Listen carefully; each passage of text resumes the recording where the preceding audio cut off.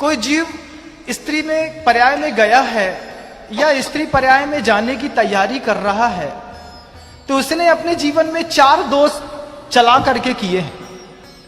और अगर वह पर्याय में है तो उसमें ये 4 प्रकार के दोष पाए जाते हैं। तो सबसे पहला दोष क्या पाया जाता है?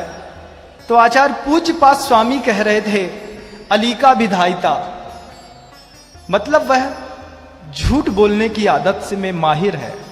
विधायक होता है ना आपके यहां। दूसरा दुर्गुण पररंद प्रेक्षित्व, दूसरों के दोष देखने की दृष्टि उसकी इतनी पैनी हुआ करती है कि जिस कारण से वह स्त्री पर्याय का बंध कर लेती है। घर के अंदर भी आप देखते होंगे, जब कोई समीकरण नहीं सुलझता, जब कोई बात किसी की समझ में नहीं आती, जब चोरी पकड़ में नहीं आती, तो महिलाएं ठान लेती हैं कि हम पता करके रहेंगे, आप चिंता नहीं करो। और उनके अंदर वह गुण है कि वे उसकी तह तक पहुंच करके उसके हल को निकाल करके बाहर ले आती हैं और बोल देती हैं कि इस कारण से ऐसा हो रहा था, अब तुम जान लो। अलीका विधायिता तिसंधान पररंद प्रेक्षित, और बोल देती हैं कि इस कारण से ऐसा हो रहा था, अब तुम जान लो। अलीका विधायिता तिसंधान पररंद प्रेक्षित।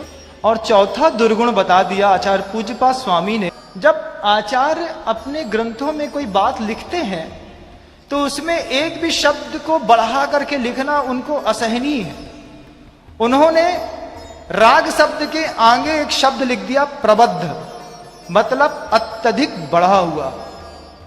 राग की मात्रा तो सबके अंदर है, लेकिन उस जीव के अंदर जो स्त्री पर्याय में जा रहा है, जाने की तैयारी कर रहा है, या वो जीव चाहे वह पुरुष हो या स्त्री, अगर अत्यधिक राग कर रही है या अत्यधिक द्वेष कर रही है, तो निश्चित रूप से वह स्त्री पर्याय का बंध करती है।